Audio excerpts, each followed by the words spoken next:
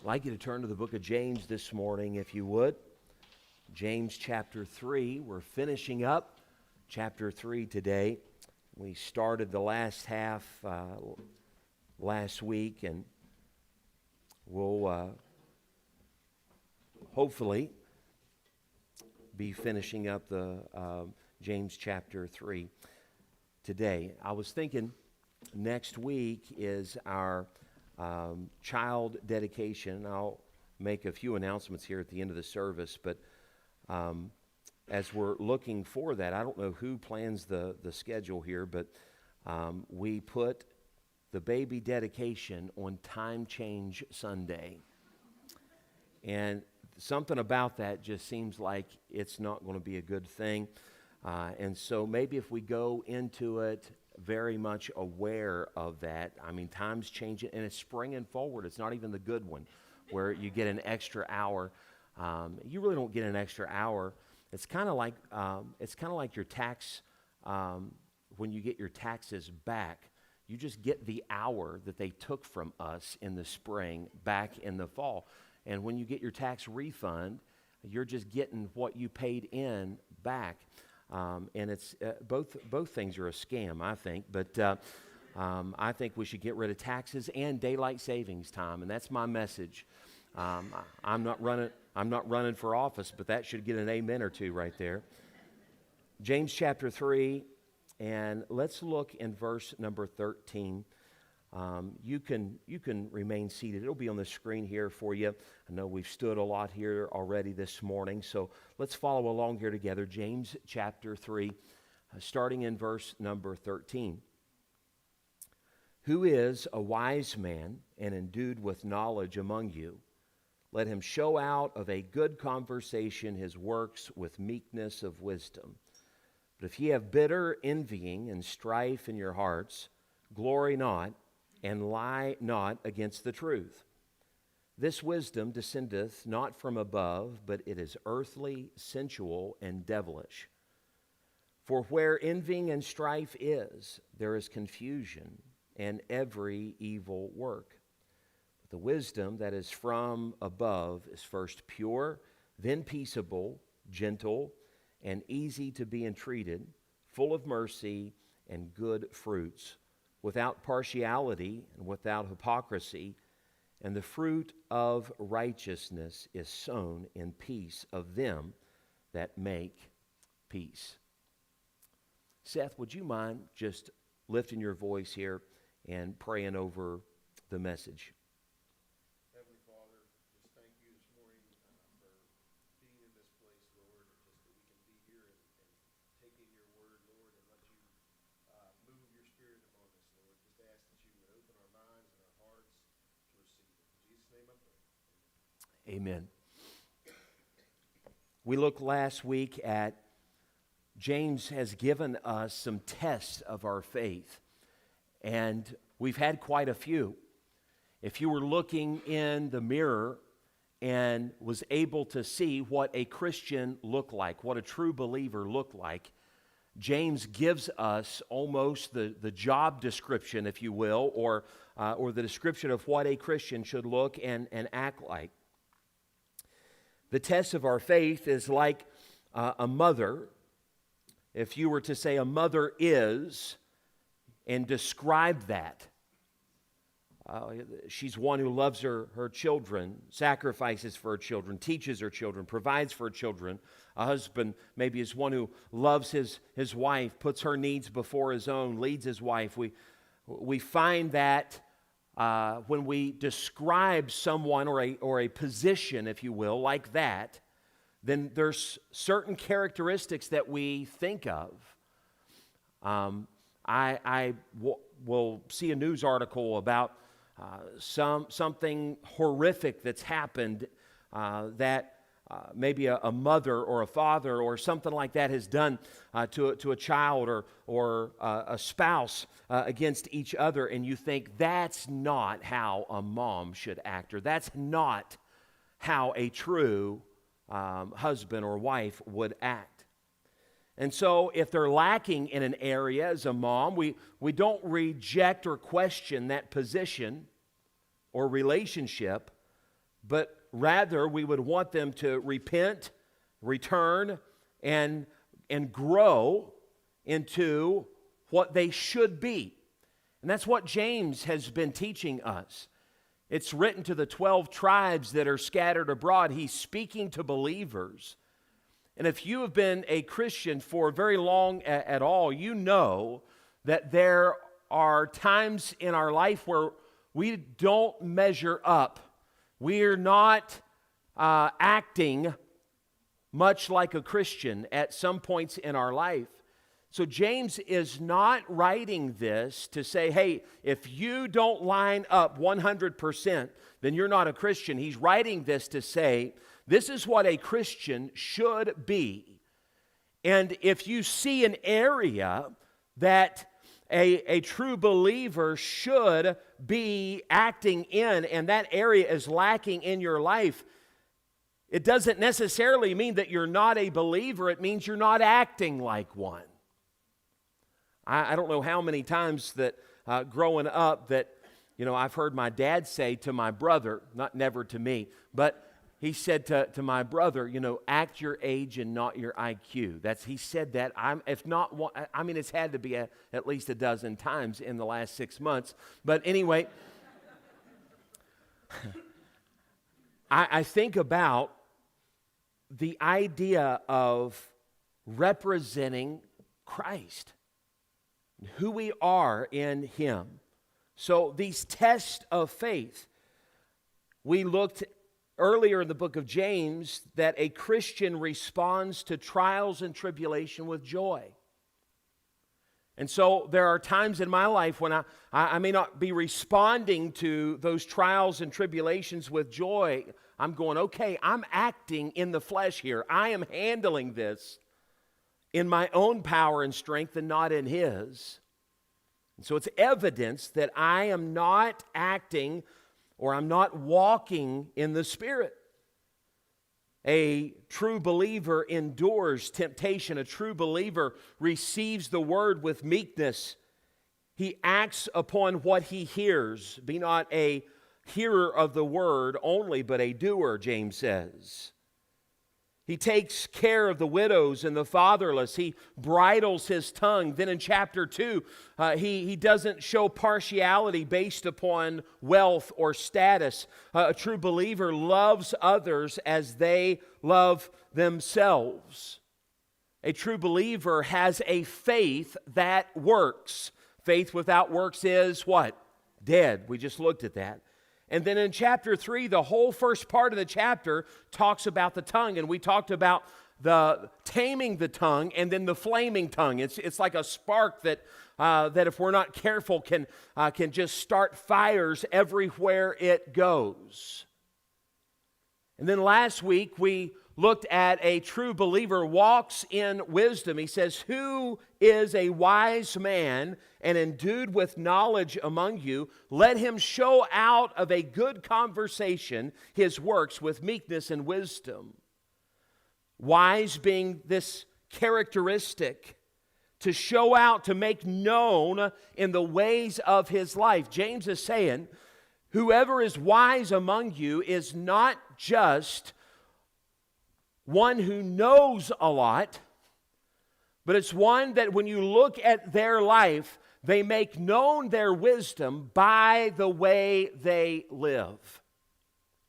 One person said that knowledge is knowing how to take something apart, and wisdom is knowing how to put it back together and use it in its proper application. So we have wisdom, the works and the deeds. And he says there in verse 13, he says the conversation, the good conversation, the ways of his life with his works or his deeds and with meekness, humility, and wisdom.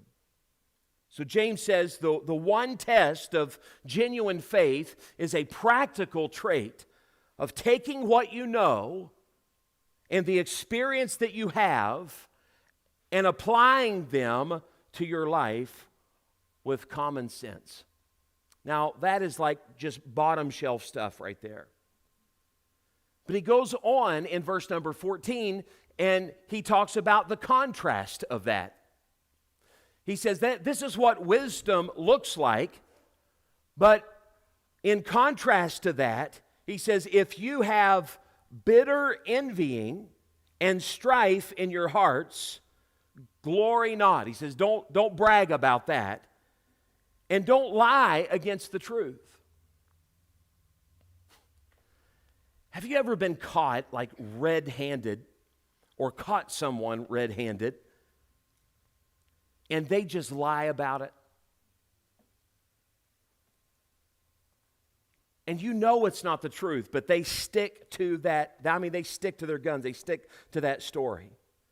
James says, if the motivation of your heart, the motivation of your actions is the bitter envying and strife in your hearts, that's nothing to brag about, and don't even try lying about it. I want us to look a little bit deeper here in verse number 14, when he says, if you have bitter envying and strife in your heart. The word bitter is talking about hostility, animosity. Envying being jealousy, greed, a prideful longing for what someone else has. Strife is a selfish ambition, a strong drive for personal success without any moral thought. He says, if any of this is in your hearts, so if there's any among you that have wisdom, it's going to live out through their life. You're going to be able to see that. It's going to be on display in their life. But if there is envy and jealousy and this hostility, this selfish ambition in your hearts. Now, I won't take the time to go into it because we have in the past, but I think every time we hear the Bible speak of the heart, we need to be thinking about our mind, our emotions, and our will. When we hear heart, love the Lord thy God with all of your what? Heart. Our mind, our emotions, our will. When we think about the heart, it's very, very important because it is the core of who we are. Proverbs 4:23, keep thy heart with all diligence, because out of it are the issues of life. So when James says, if you have bitter envying and strife, if you have this hostility, this selfish ambition, and you could really ball all of this up in the word self. If it all goes through the filter of me first, how does this affect me? He says, out of the heart are the issues of life. We know this when it comes to speech. Out of the abundance of the heart, the mouth speaks. We know this when it's talking about our actions. What originates in the heart will eventually come out through our actions. And so James has this tension that in other parts of Scripture has the emphasis on the heart and emphasis on all of that. James brings in with it that, yes, you need to have it all originating in the heart, and all of that needs to be in the right order. But rest assured that if your heart is right, your actions will be a result of the heart. It's the whole cart and horse thing. Sometimes we're like, well, just make sure that you're doing right. And then somebody else comes along and says, yes, but it's all about the heart. And yes, it is about the heart. But out of the heart will come decisions that will reflect the heart. So, James is bringing in really the contrast of wisdom and bitterness, envying, strife in the heart. He says, if your life revolves around you, if your desire is to succeed no matter the cost, if you have a hostility against others at their perceived success, if you have greed, that is not God's wisdom. Now, he goes on, he says, this wisdom doesn't come from above. So he gives us again this contrast between there is a wisdom. I think of the verses that says there is a way that seems right unto man, but the end thereof is death, right? Destruction. So there is a wisdom, man's wisdom, and there is God's wisdom. This wisdom doesn't come from above, he says. If it's born out of a heart of envying and strife, selfishness, selfish ambition, if it's born out of that kind of heart and those kind of motivations, mind, emotions, into the decisions, into the will, then that wisdom does not come from above. He says, but it is earthly, sensual, and devilish. Kind of harsh, isn't it?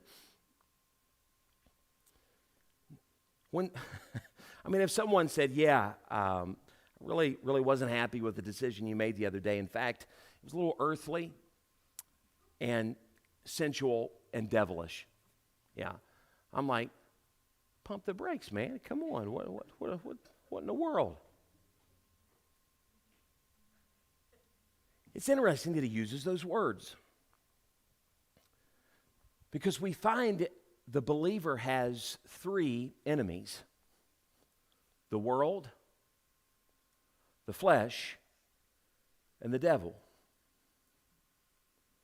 And James says that this wisdom that doesn't come from above but comes from a selfish heart, he says that kind of wisdom is earthly, sensual, and devilish. You see the parallels: the world, the flesh, the devil. These are enemies. For where envying and strife is, there is confusion in every evil work. The world, the flesh, the devil. I want you to see in 1 John 2:16, speaking about the world. He says, for all that is in the world, and he gives three more describing points of just the world: the lust of the flesh, the lust of the eyes, and the pride of life, is not of the Father, but is of the world. Here we are, same theme here. This is not God's wisdom. This is earthly and sensual and devilish. And John says, for all that is in the world, the lust of the flesh, the lust of the eyes, and the pride of life is not of the Father, but is of the world. The lust of the flesh is the desire to fulfill. The desire to fulfill.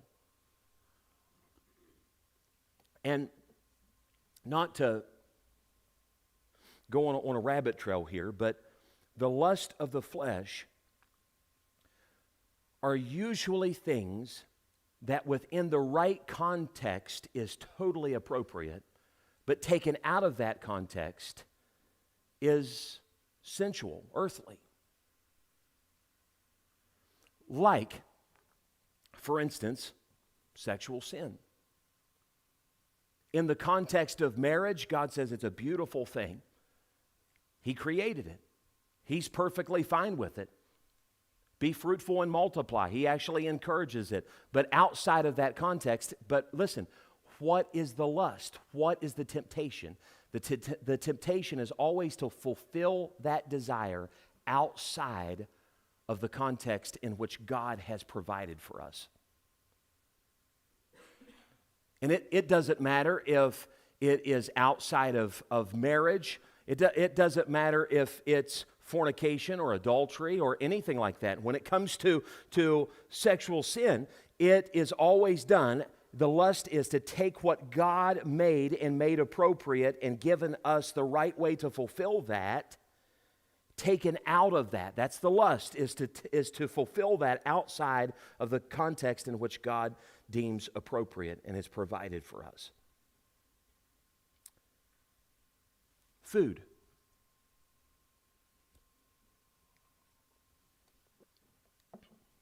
Got to have it, right, to live. But we can take something that is a gift from God, and the lust of the flesh is to pervert it or do it in such excess that it fulfills in a way that is not pleasing to God. It's the difference between health and gluttony, right? Gluttony is the sin that's never talked about in the Baptist church. But it's right for real. It's the one that we're all okay with, right? But if that desire to fulfill, just a moment of transparency here.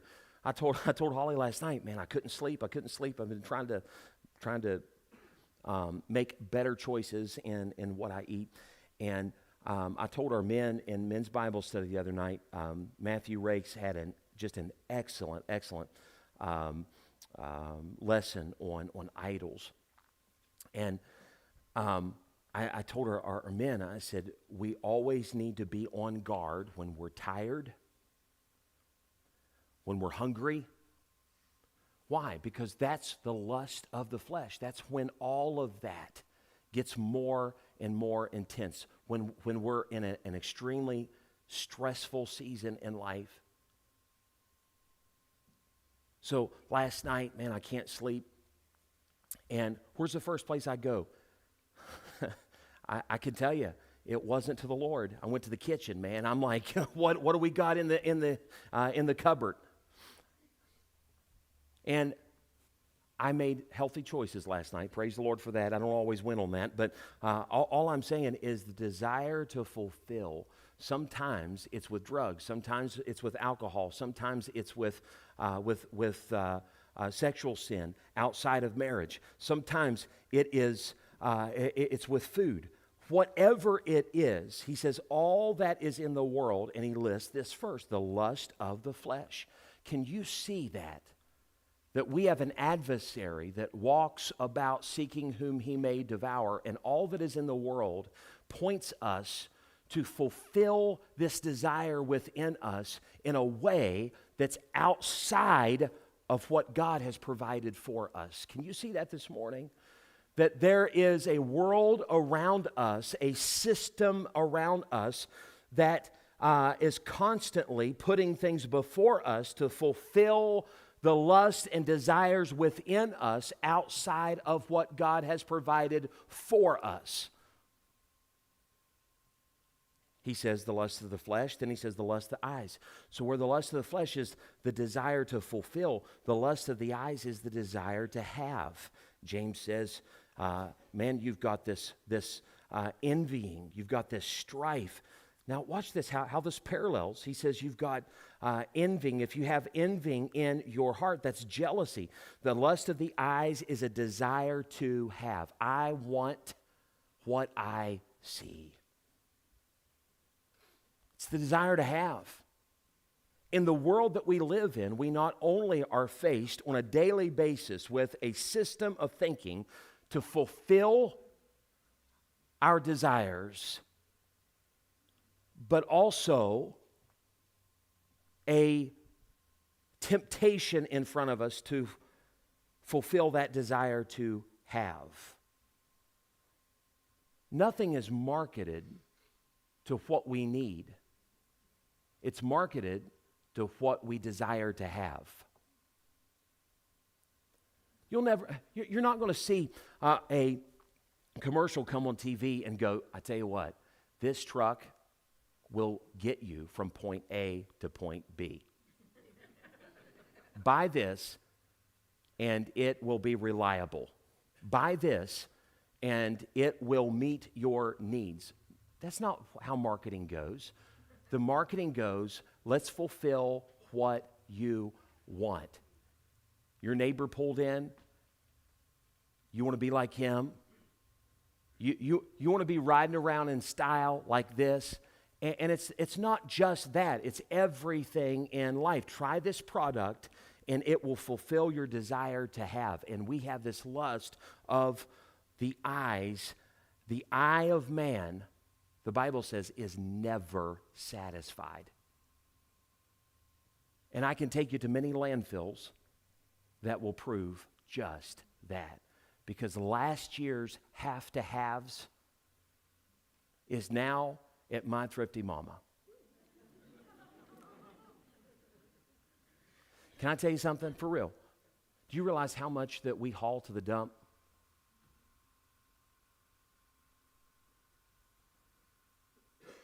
Because at one point it was the best. At one point it was going to fulfill this desire within me. And then once we got it, we said, that just doesn't satisfy. I mean, that was cool, but I need the next big thing. I wanted the latest iPhone, and I got it, and then guess what? The weirdest thing happened. They come out with a newer model this year, and now I want to trade it in because it's got a better whatever, you know? The eye of man is never satisfied, and there is a temptation that will forever be before us to fulfill the desire to have. God says that he will meet our needs, right? I found that God meets many of my wants too. Have you found that to be true? Like God not only just meets my needs, but there's times where just blessing after blessing seems to follow me, and he not only meets my needs, but he meets a lot of my wants too. But I'm just confessing to you, the eye of this man is never satisfied. I'm constantly looking at what more I can get, what more I can get. The third area that he mentions, the lust of the flesh, the lust of the eyes, and then the last aspect of that is the pride of life. The lust of the flesh is the desire to fulfill. The lust of the eyes is the desire to have or to get. The lust or the pride of life is the desire to be. Do you realize that this was the three areas that Satan tempted Jesus in? He said, you're so hungry, won't you turn that stone into bread, right? Then he took him up on the pinnacle of the mountain. He said, all of this could be yours. I find that humorous because it all belongs to him anyway. But the pride of life is about position. The desire to have is about envy. But the pride of life is about position. There is a sense in which we want to be respected. We want success. We want to be respected. We want to be known. And so the lust of the flesh, the pride of life, the lust of the eyes, the believer has these three enemies. And James says this wisdom doesn't descend from above, but it's earthly, it's worldly. And that world consists of what? The lust of the flesh, the lust of the eyes, the pride of life. Then the flesh, the world, the flesh. I told someone the other day this idea of like, man, the devil's just after me today. The devil's just after me today. Can I tell you something? It's me. Like, I am convinced that 90% of my troubles does not come from the devil, but comes from Dan. Like, I just look in the mirror and I say, I'm the one that self-destructs. I'm the one that gives in to the lust of the flesh and the lust of the eyes and the pride of life. I'm the one that causes most of my issues. Paul said it this way. He said, you know the things that I want to do, I don't. The things that I know I ought to do, I don't. And the things that I know that I need to stay away from, the things that I know that I shouldn't do, that's where I find myself doing. And he said it this way. He said, oh, wretched man that I am. He said, man, I am my worst enemy. And you can blame shift all you want to, but at the end of the day, the person you see in the mirror is your worst enemy. It's the world, but it's the world tempting the flesh. Then he says, the devil, there are times, spiritual warfare is real. There are times when we are tempted by the devil. Ephesians talks about this. He says that, we wrestle not against flesh and blood, but against principalities and the rulers of darkness. And What are we supposed to do about that? All of these things, this wisdom does not come from above, but it's earthly, it's sensual, it's devilish. For where strife and envying is, there's confusion in every evil work. I want you to see James chapter 15. Let's get back to our text. James chapter 15, here's the contrast. He says, the wisdom descendeth not from above, it's earthly, it's sensual, it's devilish. Watch this in Ephesians 4. Ephesians 4. I love how Paul says this. He says, this I say therefore, and testify in the Lord, that ye henceforth walk not as other Gentiles walk. He says, don't walk like everybody else. Lust the flesh, lust the eyes, the desire to have, the desire to be, the desire to fulfill. Don't walk as everybody else walks. In the vanity of their mind, having the understanding darkened, being alienated from the life of God through the ignorance that is in them because of the blindness of their heart. They're blind to these things. Look in verse number 19, Ephesians chapter 4, he says, who being past feeling have given themselves over to lasciviousness, to work all uncleanness with greediness.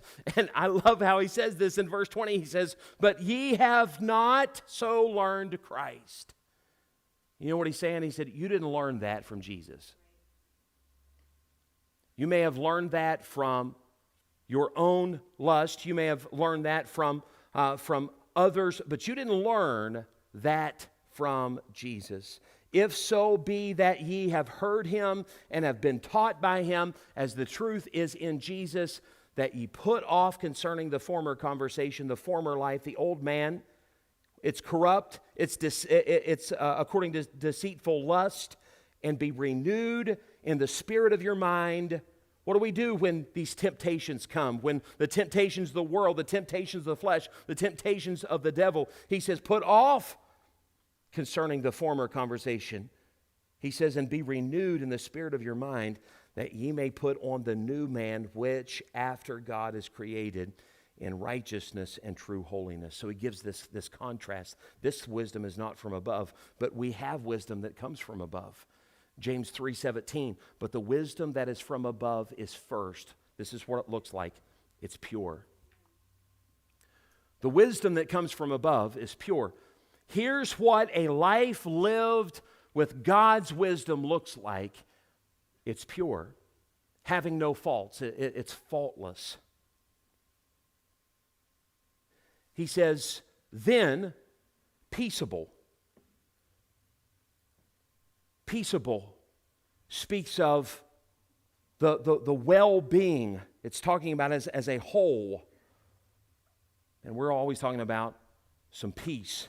Just need some peace. I need some quiet. No, the wisdom of God is peaceable. It's promoting well-being, happiness.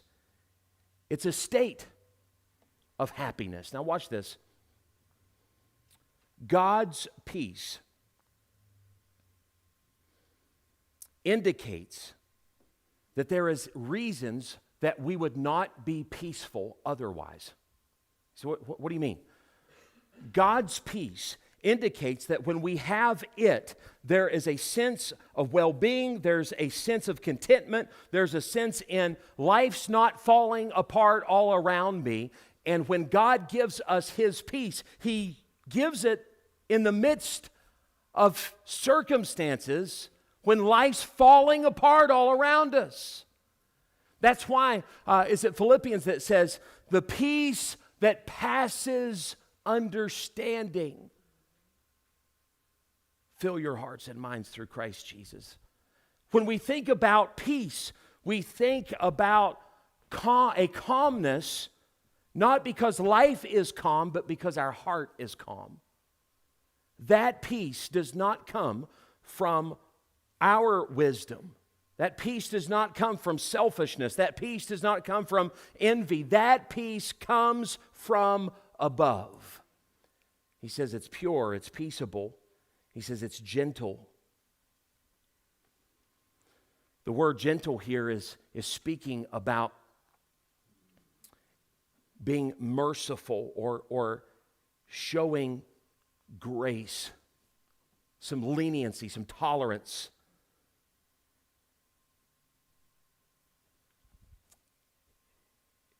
it's always interesting to me, and I'm guilty of it. It's always interesting to me that the things that I struggle with in life, I tend to be the least grace-filled when it comes to others who struggle with the same thing. Like an angry man can look around the room and almost spot out an angry man, and he gets angry at the angry man for being angry.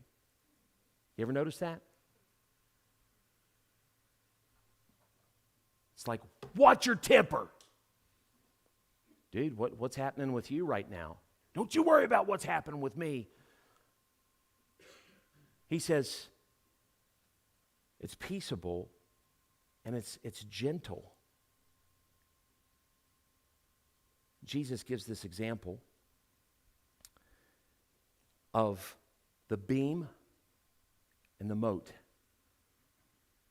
He says, you're looking around at everybody else and you're seeing this speck. The mote in someone else's eye is a speck. We've all done it. We've got this little piece of dust or something in our eye. And I don't know how many times the kids have walked up and said, hey, do I have anything in my eye? And what's always our response? Go ahead. Yeah, your finger. Yeah. Well, Yeah, dad joke number 53 of the day. And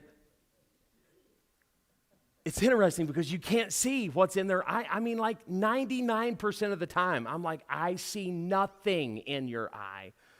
And Jesus says, listen, we walk around and we see the speck. We see the thing that nobody else can see sometimes, in someone else's eye, and refuse to see the beam in our own eye.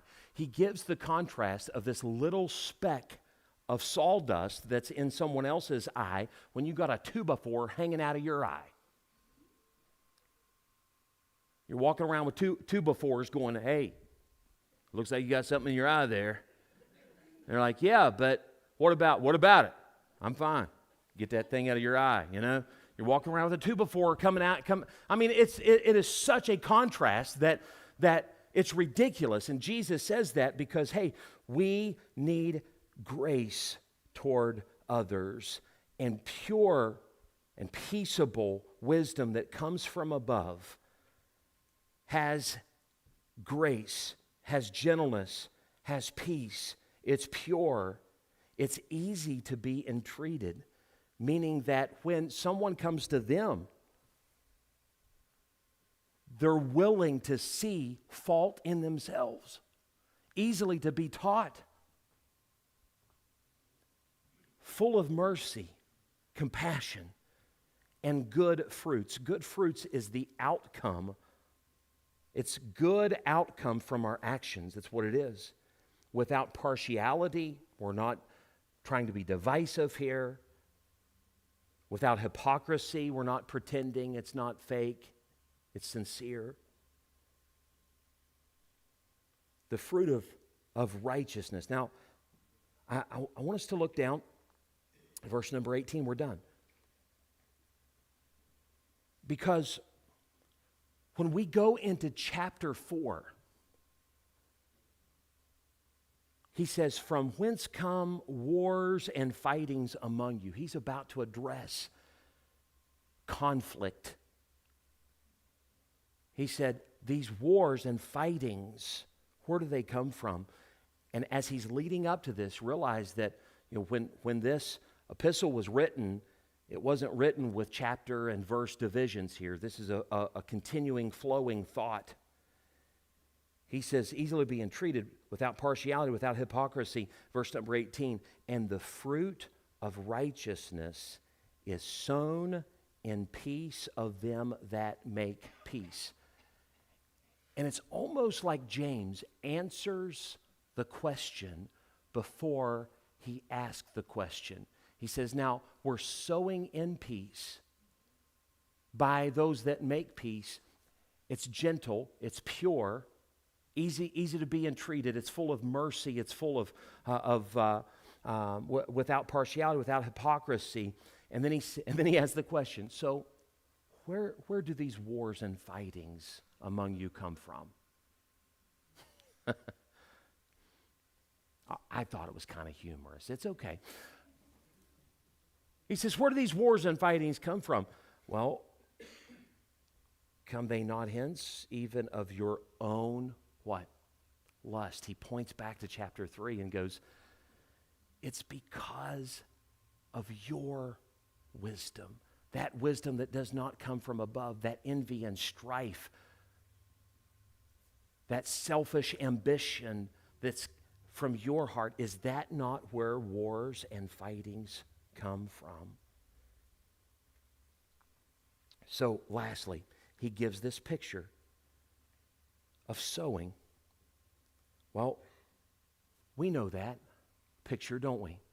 Here, if you haven't already started, maybe in a greenhouse or in your home, here very, very soon, we're going to be sowing some seeds. And here's the thing. When you put a seed in the ground, your expectation is for whatever seed you put in the ground to come up. Right? Like we don't put some tomato seeds in and go, boy, I'm really anticipating some squash. Whatever we put in the ground, our expectation is that's what is going to bear fruit. James says the fruit or the outcome of righteousness, the outcome of those who adhere to this standard of mercy and without partiality, this wisdom from above, the outcome of that is sown in peace of them that make peace.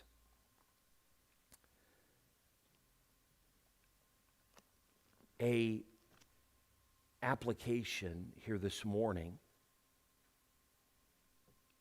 of sowing and reaping. Galatians says, be not deceived. God is not mocked, for whatsoever man sows, that will he also reap.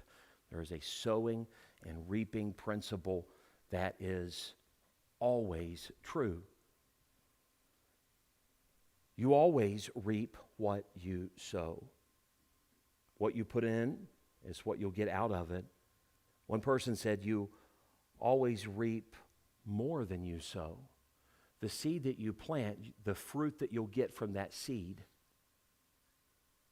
is more than the seed that you put in the ground. So what you sow, that's why in 1 Corinthians, he was speaking on giving, but he says, if you sow sparingly, you'll reap sparingly, right?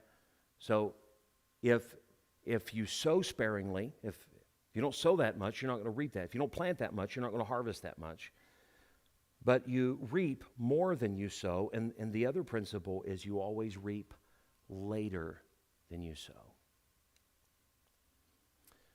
We live in a world that has an expectation of direct results. Whatever we do, we want it now.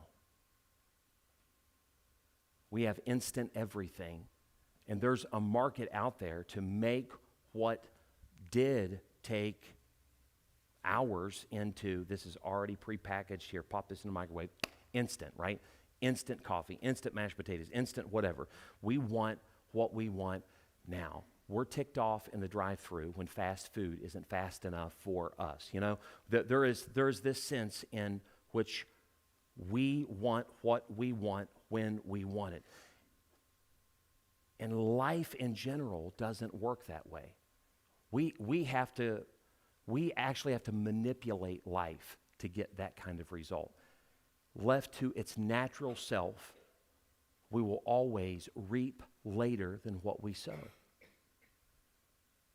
It's kind of like, you know, a few weekends ago, last weekend, I forget now, we went to a marriage conference, and it was very memorable. And you know what? We're sitting there, and the guy's like, I tell you what, you know, If you want this for, a good marriage, and he's given us all this advice, and it's kind of funny tonight. I'm sure at the marriage banquet we'll hear some good marriage advice. And so if you've kind of got some rocky places in your marriage, number one, it's probably because of things that were sown here that you're reaping here, right? Because what you sow is what you will reap, and it'll be later than what you sow it, and it'll be more than what you've sown. So that comment here and here and here and here, you're reaping that, right? So we say, we're going to reverse this. We're going to make everything right. We're going to reverse this. And so I look at Holly after, the last year of poking and planting this seed and planting that seed, and I go, boy, you look beautiful. And the result is like, if I have planted, all of these bad seeds in the past, the result of that first one is like,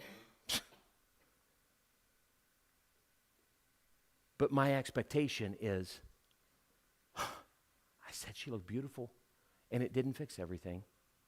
So you know what? Doesn't work. My expectation of an instant result always gets me in trouble. James is saying this: wisdom from above says living a life where we're continually planting in peace, continually planting the right things. Eventually, when that fruit starts to come, that fruit of righteousness starts to come, has great impact. Now listen, some of you may be at a place in life where you have made bad choices.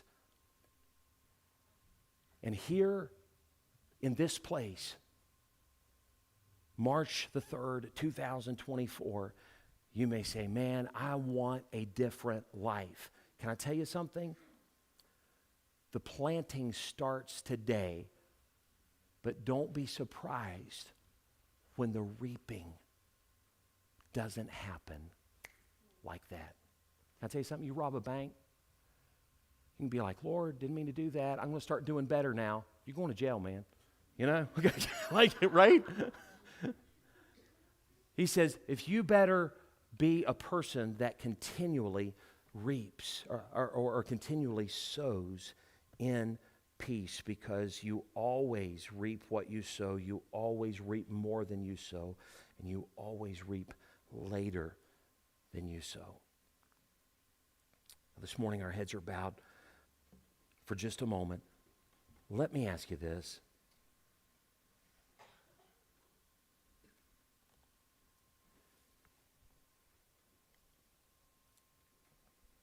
If you could look at your life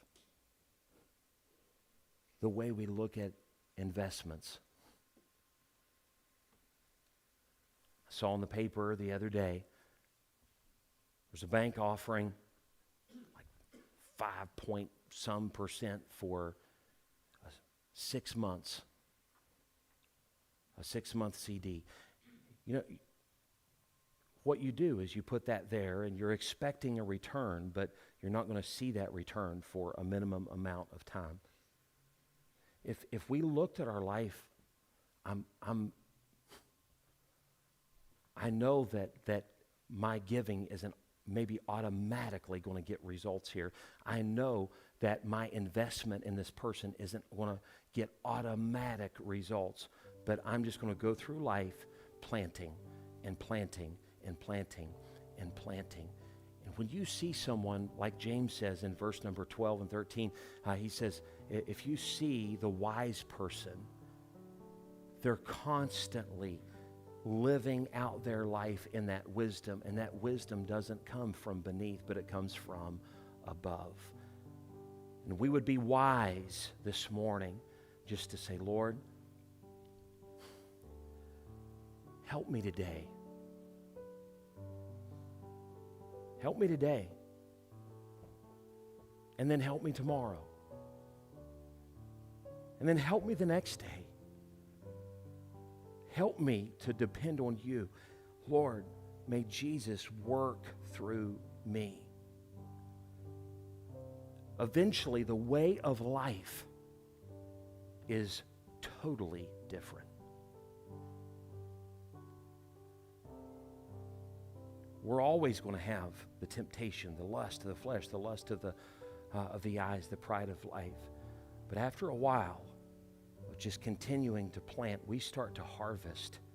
And those temptations doesn't have the stronghold that it once did in our lives. But you have to start somewhere. 2 months of this year is gone. The thing that you set out to do January, this year I'm going to fill in the blank. Do you realize that if you'd have just worked on that a little bit each day, here in month 3, you'd be a lot further along than what you think.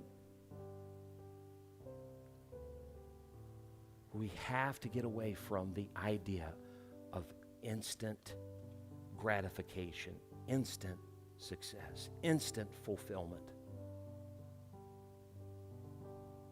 We sow and we reap.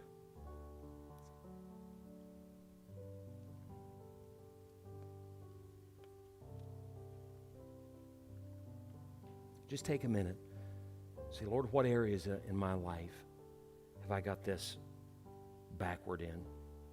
What areas in my life am I trying to get instant success from self-gratification, from